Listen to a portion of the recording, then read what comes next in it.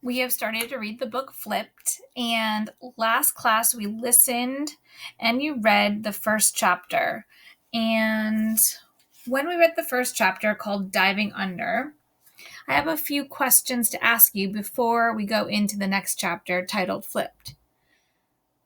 So, we've met a few characters. So, the first chapter was in Bryce's point of view, and this chapter we're going to read is in Juliana's point of view. But going back to chapter 1, how did Bryce's dad feel about Julie? And what did he encourage Bryce to do after their first meeting with Julie that demonstrated how he felt? So again, type in the chat. How did Bryce's dad feel about Judy? And what did he encourage Bryce to do at their first meeting with Julie that demonstrated how he felt? Go ahead and type that in the chat, publicly or privately.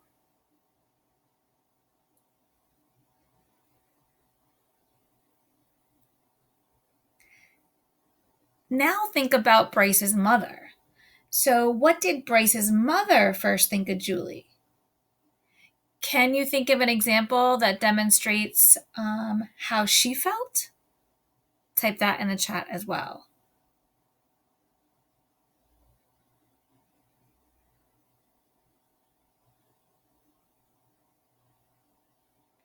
And final question for chapter 1.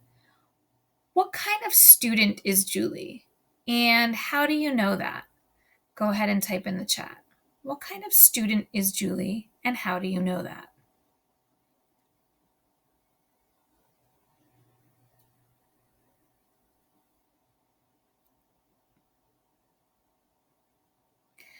So again, I'm going to read chapter 2 titled Flipped. And throughout the chapter, I'm going to stop and ask you some questions. And please participate in the chat, either publicly or privately. The first day I met Bryce Losky, I flipped. Honestly, one look at him and I became a lunatic. It's his eyes. Something in his eyes. They're blue and framed in the blackness of his lashes. They're dazzling. Absolutely breathtaking. It's been over 6 years now, and I learned long ago to hide my feelings. But oh, those first days, those first years, I thought I would die for wanting to be with him.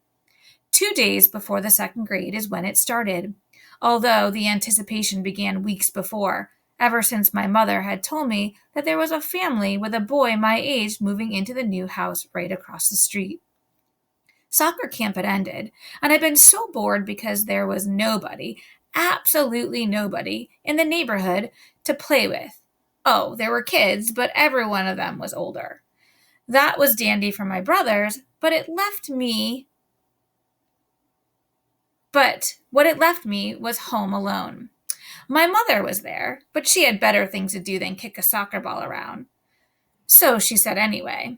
At the time, I didn't think there was anything better than kicking a soccer ball around, especially not like the likes of laundry or dishes or vacuuming, but my mother didn't agree.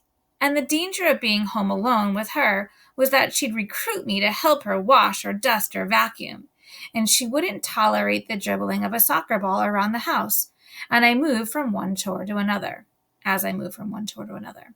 Do we have any soccer players in here? If so, type in the chat.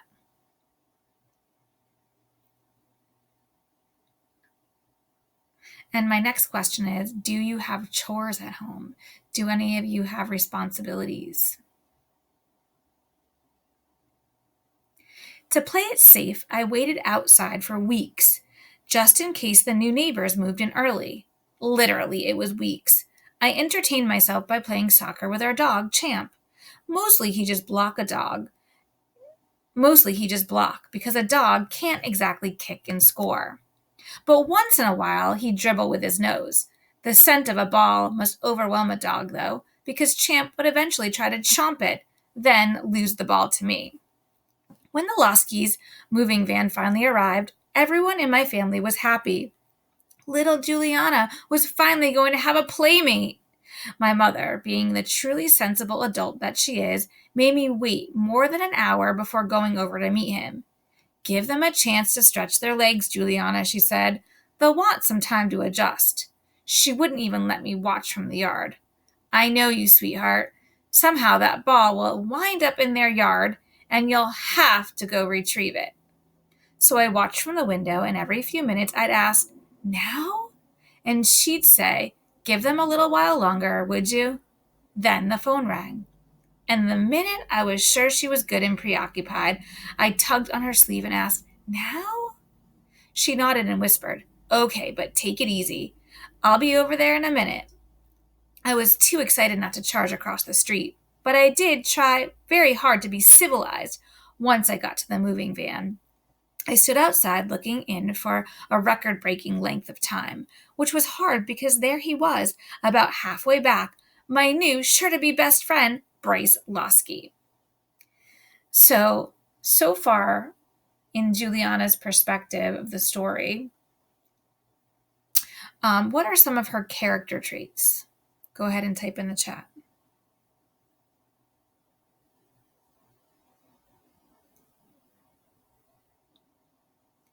Bryce wasn't really doing much of anything. He was more hanging out, watching his father move boxes onto the lift gate.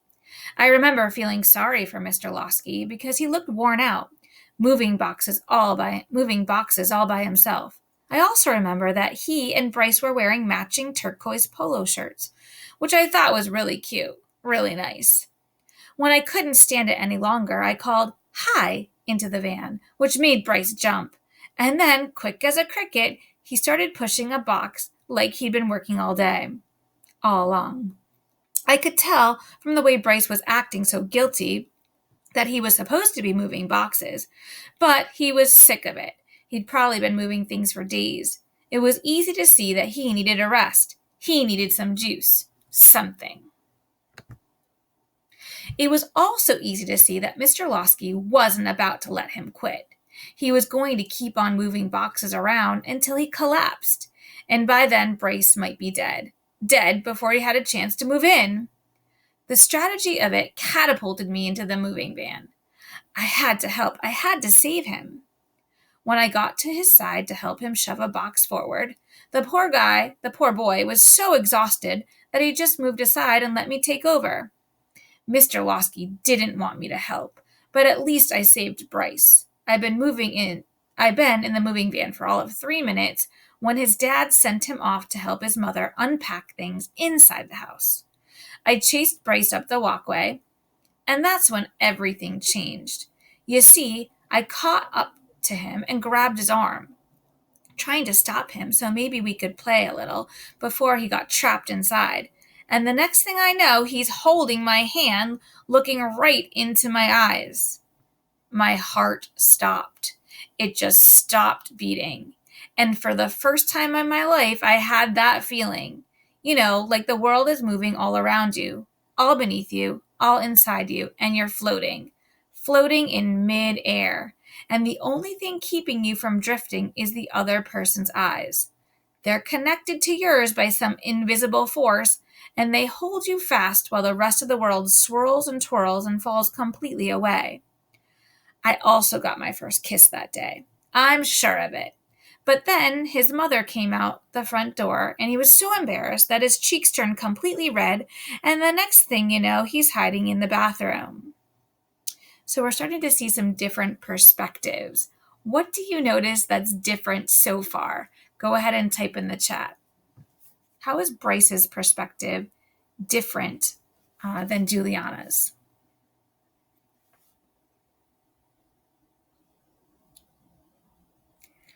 I was waiting for him to come out when his sister, Lynetta, saw me in the hallway. She seemed big and mature to me, and since she wanted to know what was going on, I told her a little about it. I shouldn't have, though, because she wiggled the bathroom door and started teasing Bryce something fierce. "Hey, baby brother," she called through the door. "There's a hot chick out here waiting for you. What's the matter? Afraid she's got cooties?" It was so embarrassing. I yanked on her arm and told her to stop it, but she wouldn't, so finally I just left. I found my mother outside talking to Mrs. Losky. Mom had given her the beautiful lemon bundt cake that was supposed to be our dessert that night. The powdered sugar looked soft and white, and the cake was still warm, sending sweet lemon smells. My mouth was watering just looking at it. But it was Mrs. Losky's hands, and I knew there was no getting it back. All I could do was try to eat up the smells while I listened to the two of them discuss grocery stores and the weather forecast. After that, Mom and I went home. It was very strange. I hadn't got to play with Bryce at all. All I knew was that his eyes were dizzying blue, and he had a sister who was not to be trusted, and that he almost kissed me. I fell asleep that night thinking about the kiss that might have been. What did a kiss feel like anyway? Somehow I knew it wouldn't be like the one I got from Mom and Dad at bedtime. The same species, maybe, but a radically different beast. To be sure, like a wolf and a whippet, only science would put them on the same tree. Looking back on the second grade, I like to think of it at least partly scientific curiosity that made me chase after that kiss. But to be honest, it was probably more those blue eyes.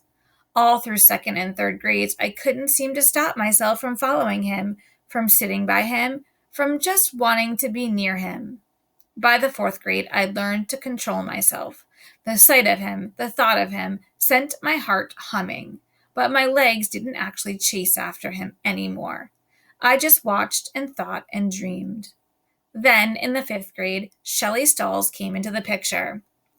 Shelley Stalls is a ninny, a whiny, gossipy, backstabbing ninny who says one thing to one person and the opposite to another. Now that we're in junior high, she's the undisputed diva of drama. But even back in elementary school, she knew how to put on a performance, especially when it came to PE. I never once saw her run laps or do calisthenics. Instead, she would go into her delicate act, claiming her body would absolutely collapse from the strain if she ran or jumped or stretched. It worked. Every year, she'd bring in some note and be sure to swoon a little for the teacher the few days of the year, after which she'd be excused from anything that required muscles. She never even put up her own chair at the end of the day. The only muscles she exercised regularly were the ones around her mouth, and those she worked out nonstop. If there was any Olympic contest for talking, Shelley Stalls would sweep the event. Well, she'd at least win the gold and silver, one medal for each side of her mouth. So type in the chat, how does Julie feel about Shelley Stalls, and what is the text evidence? So quote a piece of this story right here that you're seeing. What does Juliana, or how does Juliana feel about Shelley Stalls, and add some text evidence. So a quote from this section.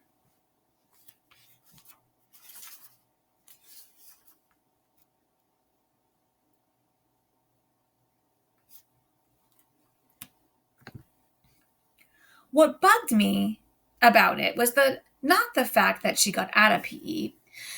Who'd want her on their team anyway? What bugged me about it was that anyone who bothered to look would know that it wasn't asthma or weak ankles or her being delicate that was stopping her. It was her hair. She had mountains of it, twisted this way or that, clipped or beaded, braided or swirled. Her ponytails rivaled the ones on carousel horses. And on the days she let it all hang down, she'd sort of shimmy and cuddle inside it like it was a blanket, so that practically all you saw of her face was her nose. Good luck playing foursquare with a blanket over your head. My solution to Shelley Stalls was to ignore her, which worked just dandy until about halfway through the 5th grade when I saw her holding hands with Bryce. My Bryce, the one who was still embarrassed over holding my hand 2 days before the 2nd grade, the one who was still too shy to say much more than hello to me, the one who was still walking around with my first kiss. How could Shelley have wormed her hand into his? That pushy little princess had no business hanging on him like that. Bryce looked over his shoulder from time to time as they walked along, and he was looking at me.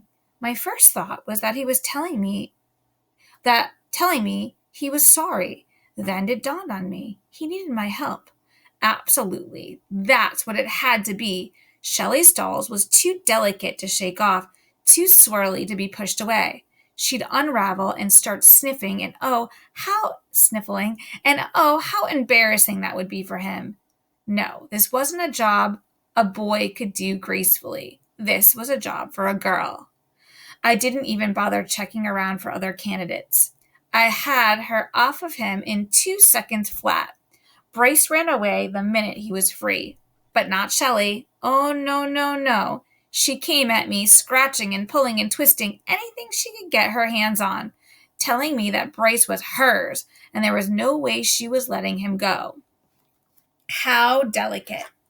I was hoping for herds of teachers to appear so they could see the real Shelley Stalls in action, but it was too late by the time anyone arrived on the scene. I had Fluffy in a headlock and her arm twisted back in a hammerlock, and no amount of her squawking or scratching was going to get me to unlock her until a teacher arrived. So what do you think about what Julie did? Go ahead and type in the chat.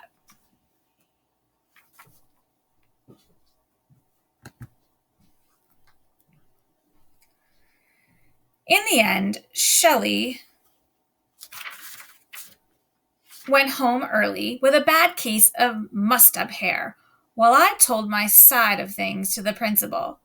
Mrs. Schultz is a sturdy lady who probably secretly appreciates the value of a swift kick well placed, and although she told me that it would be better if I let other people work out their own dilemmas, she definitely understood about Shelley's dolls and her hair, and told me she was glad I'd had the self-control to do nothing more than restrain her. Shelley was back the next day with a head full of braids, and of course she got everybody whispering about me, but I just ignored them. The facts spoke for themselves. Bryce didn't go anywhere near her for the rest of the year. That's not to say that Bryce held my hand after that, but he did start being a little friendlier to me, especially in the 6th grade, after Mr. Mertens sat us right next to each other in the 3rd row back. Sitting next to Bryce was nice. He was nice. He'd say hi, Julie, to me every morning, and once in a while I'd catch him looking my way. He'd always blush and go back to his work, and I couldn't help but smile. He was so shy and so cute. We talked to each other more, too, especially after Mr. Mertens moved me behind him. Mr. Mertens had a detention policy about spelling, where if you missed more than 7 out of 25 words, you had to spend lunch inside with him, writing your words over and over and over again. The pressure of detention made Bryce panic, and even though it bothered my conscience, I leaned in and whispered answers to him, hoping that maybe I could spend lunch with him instead. His hair smelled like watermelon, and his earlobes had fuzz, soft blonde fuzz. And I wondered about that. How does a boy with such black hair wind up with blonde ear fuzz? What's it doing there anyway? I checked my own earlobes in the mirror, but couldn't find anything on them, and I didn't spot any other people's either. I thought about asking Mr. Mertens about earlobe fuzz when we were discussing evolution in science, but I didn't. Instead, I spent the year whispering spelling words, sniffing watermelon, and wondering if I was ever going to get my kiss. So, what is your opinion about Bryce and Julie? Go ahead and type in the chat. And also explain why you feel that way. What's your opinion so far about Bryce and Julie?